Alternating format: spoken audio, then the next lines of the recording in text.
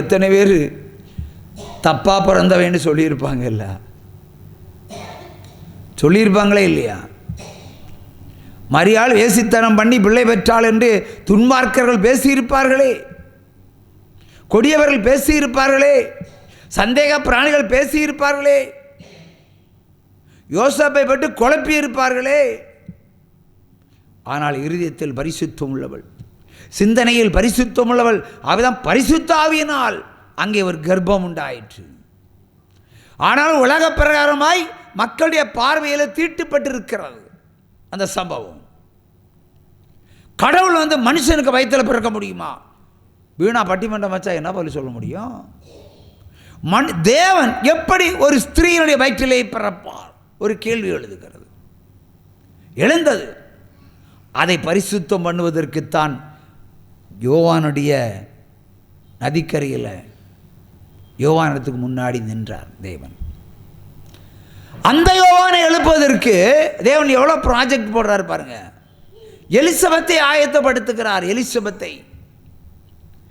எலிசபெத்து கர்ப்பமாக இருக்கும்போது அபிஷேகத்தில் யோவான் வயிற்றுக்குள்ள இருந்து துள்ளுகிறான். மரியாளை கண்டவுடனே கர்ப்பம் பேசுகிறது, என் ஆண்டவரை பெற்றெடுக்கிற அந்த ஸ்திரீயே என்று கர்ப்பத்தில் பிள்ளை பேசுகிறது. அப்பொழுது எலிசபெத்து சொல்லுகிறாள் மரியாளை பார்த்து, ஸ்திரீகளில் ஆசீர்வதிக்கப்பட்டவளே. அப்படியெல்லாம் பரிசுத்தம் பண்ணி தான் இயேசு அவர்கள் வயிற்றில் இருந்து வெளியே வந்தார். ஆனால் உலக பார்வைக்கு தீட்டு. என் அப்பாவுக்கு அம்மாவுக்கு தான் உத்தமனா பிறந்திருக்கலாம், அவங்க எத்தனை பாவம் செஞ்சான்னு எனக்கு எப்படி தெரியும்? எத்தனை விக்கிரகத்தை ஆராதித்தார்கள் என்று எனக்கு எப்படி தெரியும்? சொல்லி கேட்டிருக்கலாம், கேள்விப்பட்டிருக்கலாம். என்ன டிஃபரெண்ட் பாவங்கள் செய்தார் அவங்களுக்கு தான் தெரியும். மொத்தத்தில் கழுவி தொலைச்சா பிரச்சனை இல்லை, அதான் முன் ஜென்ம பாவம். அதற்கு தான் யாத்திராம 30ஆம் அதிகாரம் 15-16 தானாக முன்வந்து பெற்றோர்கள் அதை பரிசுத்தம் பண்ண வேண்டும். பெற்றோர்களுக்கு கிறிஸ்தவ ஞானம் கம்மியாக இருக்கும். அவை கிறிஸ்தவ வேதத்தை அறிந்தவர்கள் தாங்களாகவே முன்வந்து இந்த ஜென்ம பாவத்தை கழுவ முன்வர வேண்டும். ஜென்ம பாவம், ஜென்ம சாபம். அதை கழுவினால் துவக்கம் முதல் முடிவு வரைக்கும் சம்பூரணம். இல்லை என்றால் துவக்கம் அற்பமாகி இருக்கலாம், சம்பூரணமாய் வாழ்வாய், ஒரு நாள் நீ அறுப்புண்டு போவாய் என்று தான் வேதம் சொல்லுகிறது. அவர் நியாயம் விசாரிக்கிற தேவன். 100 ஆண்டு காலம் கொடுத்தும் நீ ஜென்ம பாவத்தை கழுவாமல் என்னையே தேடிக்கொண்டிருந்தால் ஒரு நாள் விட்டு விடுவார். மிரியாம் என்ற தீர்க்கதரிசியை விட்டு விட்டது போல ஒருவேளை அவளுக்கு ஜென்ம பாவம் இருந்திருக்கலாம், ஆகவே வழி தப்பி போயிருக்கலாம். சங்கீதம் 50:22 என்ன சொல்லுகிறது? வாசிக்க கேட்போம். 50:22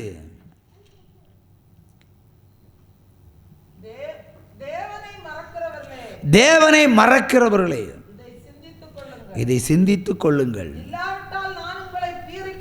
இல்லாவிட்டால் நான் உங்களை பீறி போடுவேன், ஒருவரும் உங்களை விடுவிப்பதில்லை. திரும்பவும் 2 முறை.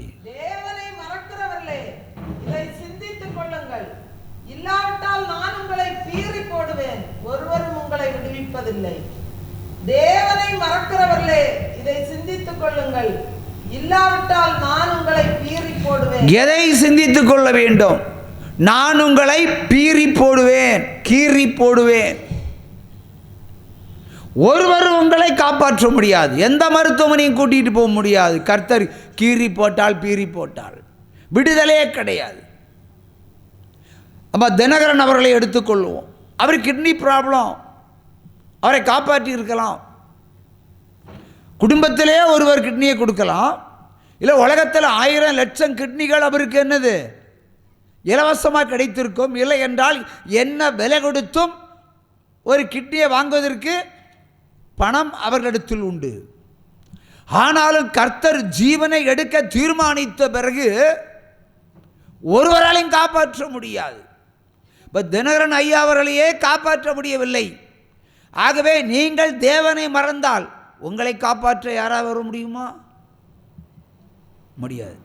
அவர் ஒரு ஜட்ஜ்மெண்ட் எழுதினால் புலம்பல் 1ஆம் அதிகாரம் 20வது வசனம் வீட்டுக்குள்ளே அனுப்பினால் மரணம் நடக்காமல் அந்த வசனம் வெறுமையாய் திரும்புவதில்லை.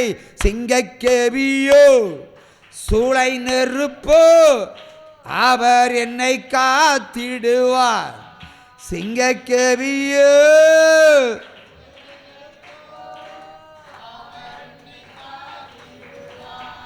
அவரே என்னை காண்பவர்.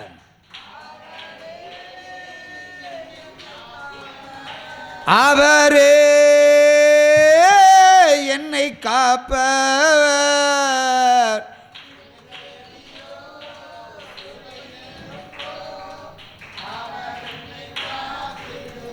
ஹல்லேலூயா. அதே தினகரன் அவர்களுக்கு ஒரு பெண் பிள்ளை இருந்தது. எல்லோருக்கும் தெரியும். பேர் சொல்ல தெரியுமா? ஏஞ்சல். அருமையாய் ஏதேன் தோட்டத்தை போல ஒரு அழகான பிள்ளையை கொடுத்தார். அந்த பிள்ளை எப்படி அடிக்கப்பட்டாள் என்று யாராவது சொல்ல முடியுமா? ஆக்சிடெண்ட். யார் கண் முன்னாடி?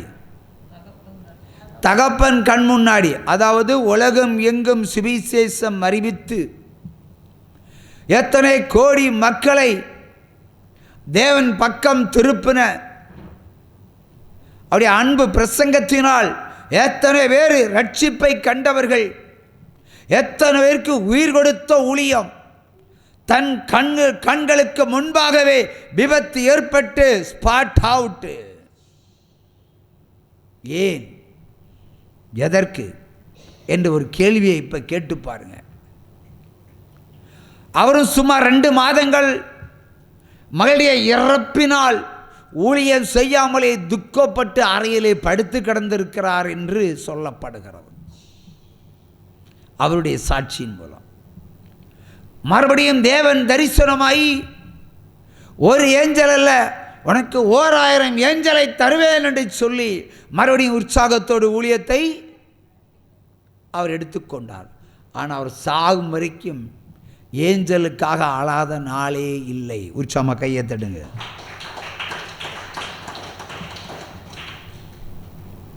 அப்படியானால் 1000 ஏஞ்சலை தருவேன் என்பதற்காக சொந்த மகளை தேவனாகிய கர்த்தர் எடுத்துக்கொள்ளுவாரா என்ற கேள்வி நான் இப்பொழுது கேட்கிறேன்.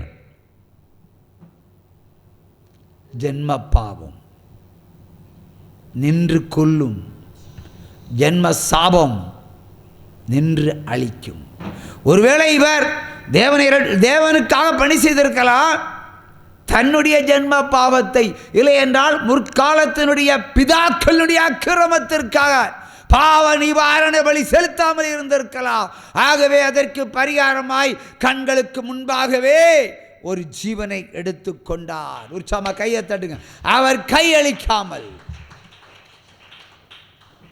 அவர் ஒப்பு கொடுக்காமல் எந்த தீங்கும் வராது. அப்ப தினகரன் அவருடைய வீட்டிலே புலம்பல் 1ஆம் அதிகாரம் 20வது வேத வசனம் புகுந்திருக்கிறது அல்லவா, அது வெறுமையாய் திரும்புவதில்லை. இனியும் இப்பொழுது உற்சாகமா கையை தட்டலாம். அல்லேலூயா, அல்லேலூயா. இந்த தெய்வம் நம்ம தெய்வம், நல்ல தெய்வம்.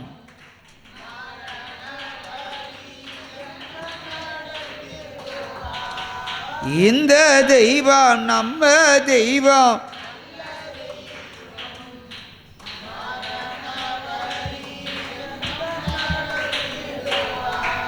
எத்தனையோ இடர் சூழ்ந்தாலும்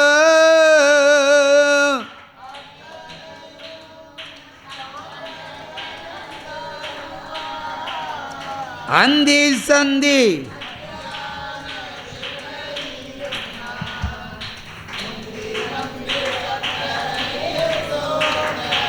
அல்லேலூயா.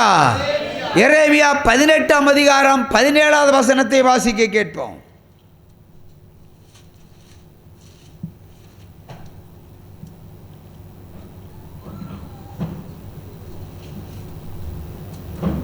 அல்லேலூயா. சிறுமையானவனுக்கு நோவுண்டாக்காதபடி, எப்படி?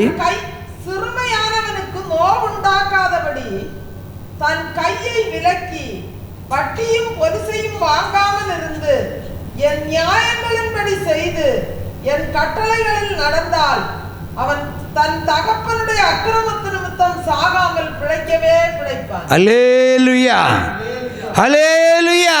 திரும்ப வாசி. சிறுமையானவனுக்கு நோவுண்டாக்காதபடி தன் கையை விலக்கி வட்டியும் பரிசையும் வாங்காமல் இருந்து என் நியாயங்களின்படி செய்து என் கட்டளைகளில் நடந்தால் அவன் தன் தகப்பனுடைய அக்கிரமத்து நிமித்தம் சாகாமல் பிழைக்கவே பிழைப்பான். அல்லேலூயா. நன்மை செய்தால், நன்மை செய்தால் அவன் பிழைத்திருப்பான். பிதாக்களுடைய அக்கிரமத்தை எவ்வகையிலாவது கழுவ வேண்டும்.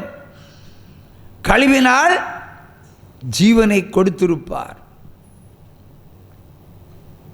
இன்றைக்கு பிரமாணங்களை கை கொள்ளாமல் யார் வாழ்ந்தாலும் அவர்களுக்கு துக்கமே தவிர வேறொன்றுமில்லை. சம்பூரணமாய் இருந்தாலும் சம்பூரணமாய் அறுப்புண்டு போவார்கள். அப்படிதான் அந்த வீட்டிலையும் ஒரு துக்கம் வந்து விட்டது. உற்சாம கையை தட்டலாம். அல்லேலூயா. ஆகவே கழுவப்பட வேண்டியதை கழுவப்பட வேண்டும். ஊழியக்காரர்கள் ஆனாலும் பரிசுத்தம் அடைய வேண்டும். தேவன் அழைத்து ஊழியம் செய்வார். தேவன் அழைத்து சுவிசேஷத்தை சொல்ல வைப்பார். அது அவருடைய வேலை. உன்னை வேலைக்காரனாக பயன்படுத்துவார், உன்னை பாத்திரமாக பயன்படுத்துவார். ஆனால் என்ன செய்யணும்? ஜென்ம பாவம் ஒன்று இருக்கிறது, பரிசுத்தம் இல்லாத பிறப்பு ஒன்று இருக்கிறது. நீ பிறந்த பிறகும் பரிசுத்தம் இல்லாமல் வாழ்வாயானால் அதற்கும் பொருத்தனை செலுத்தி பாவ நிவாரண பலி செலுத்தி தப்பித்துக் கொள்ள வேண்டும். ஆகவே எல்லா பாவங்களை விட கடுமையான பாவம் ஜென்ம பாவம். பிறப்பின் பாவம் மிகவும் கொடியது, மிகவும் சாபமானது, மிகவும் அக்கிரமமானது. அதை கழுவாவிட்டால் இந்த உலகத்தில் எவ்வளோ ஆஸ்தி சம்பாதித்தாலும் ஒரு நாள் நீ கண்ணீர் விடுவாய். ஒரு நாள் உன் வீட்டிலையும் துக்கம் பிரவேசிக்கும். எந்த சந்தேகமும் வேண்டாம். வசனம் வேலை செய்யும். உற்சாம கையை தட்டலாம். ஏசாயா 13ஆம் அதிகாரம் 10வது வசனம் என்ன சொல்கிறது?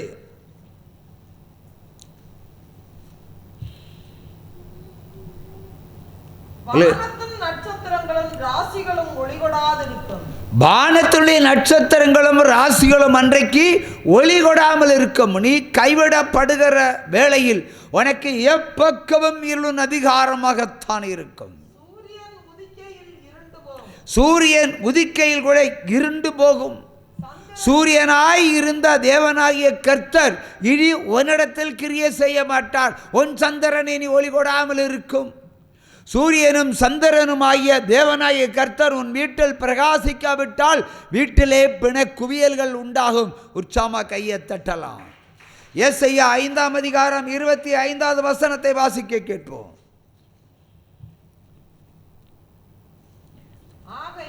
ஆகையால் கர்த்தருடைய கோபம் தமது ஜனங்களுக்கு விரோதமாய் மூண்டது. அவர் தனது கையை அவர்களுக்கு விரோதமாய், ஜனங்களுக்கு விரோதமாய், தேசத்துக்கு விரோதமாய், ராஜ்யங்களுக்கு விரோதமாய் நீட்டி பர்வதங்கள், அதாவது மலைகள், குன்றுகள் பெயர்ந்து போகத்தக்கதாய் அவருடைய பிணங்களை நடு வீதியில் குப்பை போல் குவிப்பே. அல்லேலூயா. அவர்களை அடித்தார். இவை எல்லாவற்றிலும் அவருடைய கோபம் ஆறாமல், இவ்வளவு குப்பை போல பிணங்களை குவித்தாலும் அவருடைய கோபம் ஆறாது. இன்னும் அவருடைய கரம் நீட்டினபடியாகவே இருக்கிறது. ஆகவே தேசமெங்கும் இன்றைக்கு சொல்லுகிற இந்த தீர்க்க தரிசனம் நிறைவேறப்போகிறது. கையை தட்டிக்கிட்டு கேட்பான். அல்லேலூயா. தேசத்தில் அவருடைய கோபம் கரம் நீட்டினபடி இருக்கிறபடியினால் மலைகள், குன்றுகள், நாடுகள், ராஜ்யங்கள் அதிரத்தக்கதாய் கர்த்தருடைய கோபத்தால் வந்த கொலைகள் பிணங்களைப் போல, குப்பை போல கொட்டப் போகிறார். நடக்கப் போகிறது. நடக்கிற தீர்க்க தரிசனம், நிறைவேற போகிற தீர்க்க தரிசனம் இப்பொழுது. அல்லேலூயா, அல்லேலூயா,